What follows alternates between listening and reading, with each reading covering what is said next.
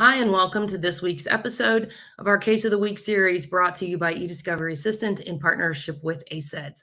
My name is Kelly Twigger. I'm the CEO and founder at eDiscovery Assistant, which is a platform that delivers eDiscovery knowledge on demand. Thanks so much for joining me today. Last week at Relativity Fest, we announced that within the platform, we have integrated generative AI to create summaries of each of the decisions in our case law database. Those are now available to users, and we'd love to hear your feedback on them.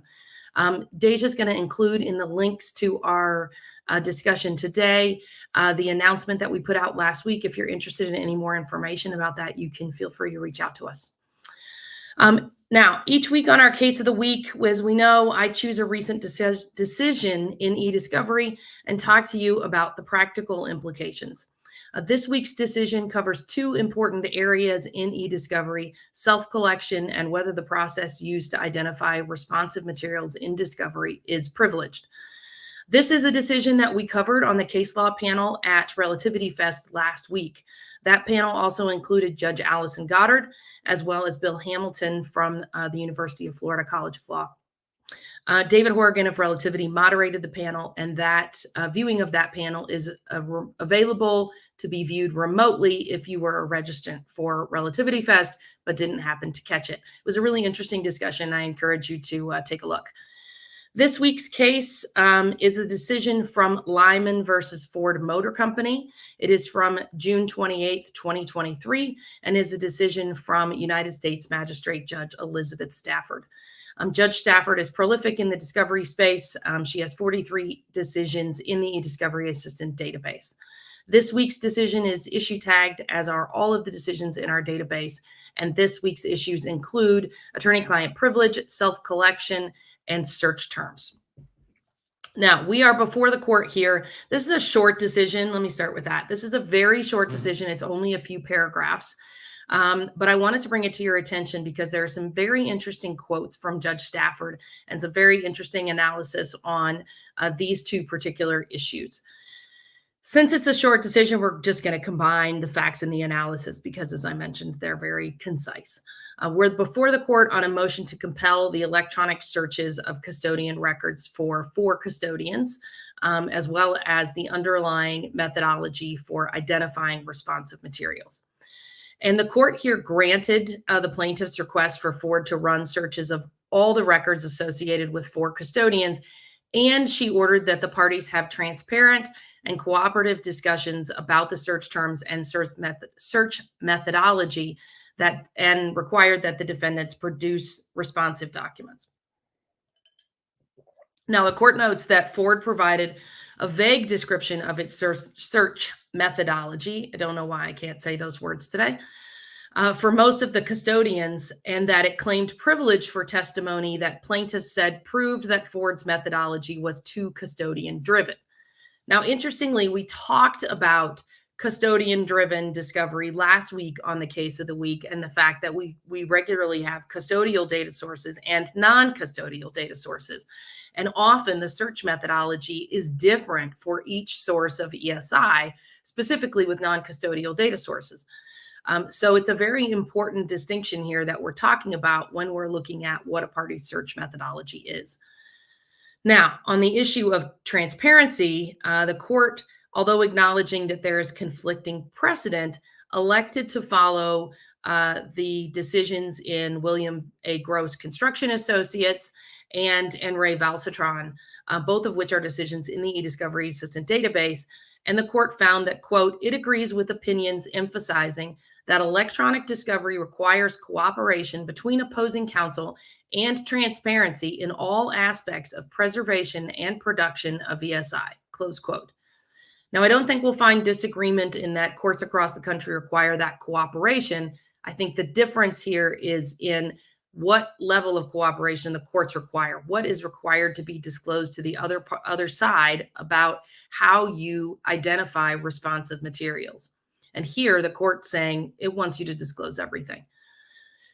On the issue of self-collection, the court re-emphasized her holding from the 𝐷𝐻𝐸 case, which 𝐷𝐻𝐸 will put in the comments, in which she held that, quote, an attorney may not simply rely on custodian self-collection of ESI.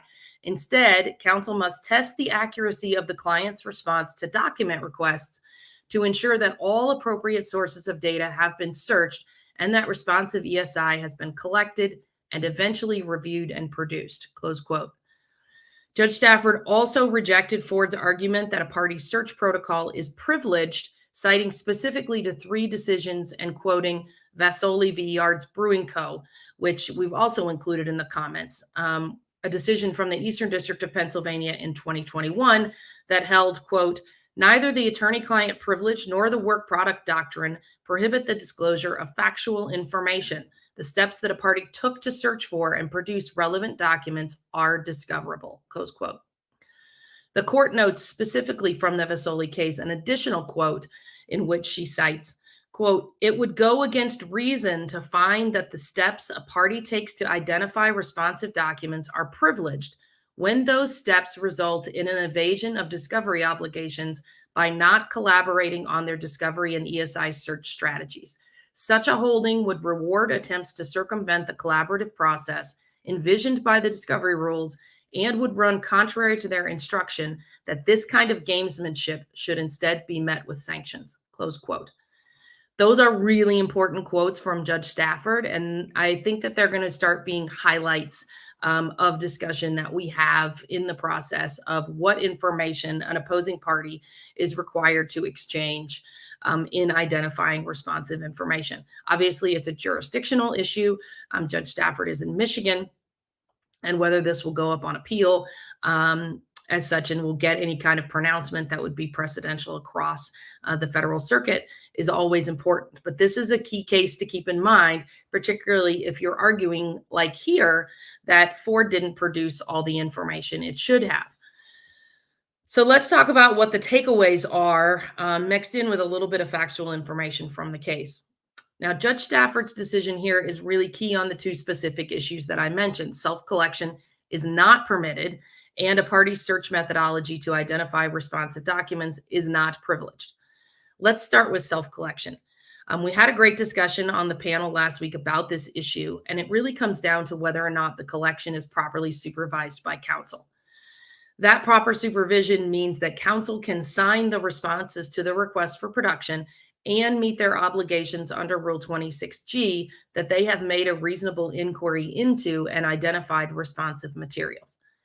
If you are allowing your client to review ESI and determine the scope of what is relevant for a matter with no supervision or with very limited input and no overseeing of the data or checks, as Judge Stafford specifically mentions here, you are not meeting your obligations to conduct that reasonable inquiry. And we've seen sanctions cases under Rule 26G, and they're all included in eDiscovery Assistant, where courts have said to counsel, we're sanctioning you for failing to meet that obligation. Self-collection is going to send you further down that path. We talked about self-collection extensively in episode 1 of our case of the week when we looked at Judge Matthewman's decision in the M1 5100 case. I'll give Deja a link to that episode to also add in the comments for you here. Now, Judge Stafford does not go into the perils of self-collection here in the Lyman decision, but she does cite to her earlier decision in 𝐻𝐷S in which she stated, quote, since at least 2006, counsel have been required to take an active, affirmative role in advising their clients about the identification, preservation, collection, and production of ESI. And an attorney may not simply rely on custodian self-collection of ESI. Instead, counsel must test the accuracy of the client's response to document requests to ensure that all appropriate sources of data have been searched and that responsive ESI has been collected and eventually reviewed and produced. So that's where we are on self-collection from Judge Stafford. It's consistent with what we've seen from courts across the country. The level of supervision that is required is articulated well in that quote, and you need to follow it. The other key issue here in Judge Stafford's decision is that the search methodology that Ford used to identify responsive materials is not privileged, whether we're talking about attorney-client privilege or attorney work product. And what brings that issue to the forefront here is that Ford claims that it's made a full production of responsive materials, but the court notes that, quote, the limited production from key custodians permits a reasonable deduction that other documents may exist, close quote. If that's the tack that you take, one that seems like you're holding back documents and not being transparent about responsive information, you will likely find yourself with a similar ruling from a court. Courts are requiring the cooperation mandated by the rules, and it's a balance between what the parties are entitled to do under the FRCP to identify relevant, proportional, and non-privileged information, and what they have to disclose when they don't do that, or where there is some perceived lack of transparency. Be open and strategic at the same time to avoid this kind of situation. If you've done the work to identify terms or a process that identifies the responsive information you're required to produce, evaluate the cost benefit of just sharing it with the other side. Generally speaking, if you're meeting your obligations, it's good to share that information because it allows you the benefit of that transparency to the court, and you're on a more solid footing with the court in terms of the actions that you've taken. All right, that's our case of the week for this week. Thanks so much for joining me. We'll be back again next week with another decision from our eDiscovery Assistant database. As always, if you have suggestions for a case to be covered on Case of the Week, please drop me a line. If you'd like to receive the Case of the Week delivered to your inbox via our weekly newsletter, you can sign up for that at www.ediscoveryassistant.com/blog. If you're interested in doing a free trial of our case law and resource database, you can go to eDiscoveryAssistant.com and sign up to get started. Thanks so much. Have a great week.